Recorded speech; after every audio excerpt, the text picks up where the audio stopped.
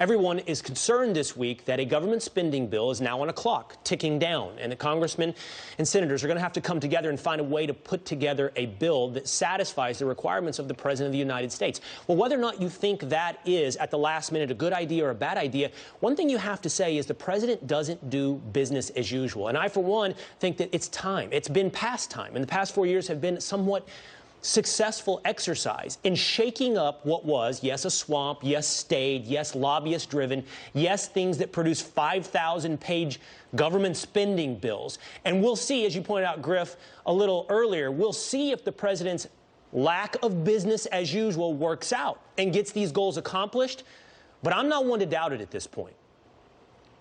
I would say, Will, that most Americans would be willing to wait a week to increase the amount of money and get out the pork rather than take, as Joe Biden wants us to do, business as usual, as you call it, get all this pork. I mean, look, these two bills, the government spending bill and the COVID relief bill, should have never been together in the first place. In fact, this COVID relief bill should have been solved months ago, but Nancy Pelosi didn't want to do that before an election and give a political win to President Trump. And that's why we're in this situation. As you know, my husband was in politics in the House of Representatives for almost 10 years. Nothing good happens with bills that are up against deadlines like this. It's basically you're holding the American people hostage. You're saying if you want your measly $600 of crumbs, you got to pass all these other special interest projects that Nancy Pelosi loves, all these stupid foreign policy programs that are about gender,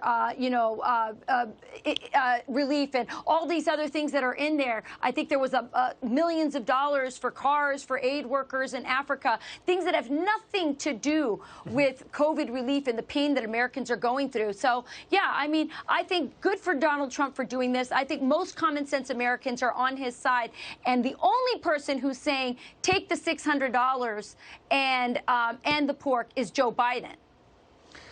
But see, now here, Griff, this is exactly what I'm talking about. This is the New York Times calling for a return to business as usual, politics of the last several decades. And the political lines have been scrambled.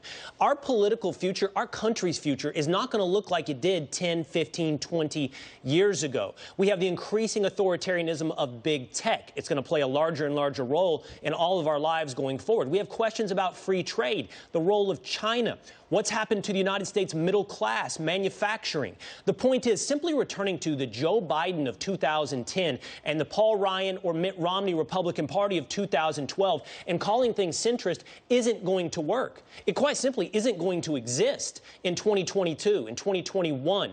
And so my point is, business as usual is over. Donald Trump has scrambled that idea.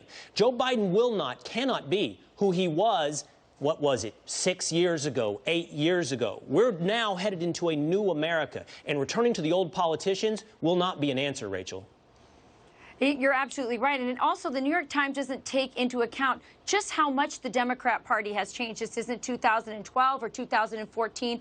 There is a very powerful and growing wing of radicals. I would challenge you to say that they're not even socialists. Many of them are out-and-out communists on the left. And so Joe Biden has to contend with that. And there's a reason why he picked Senator Kamala Harris as his running mate, because she is actually the most left-wing senator that the Democrats have. So there was clearly a need to make a bridge to that left-wing radical side with her in mind.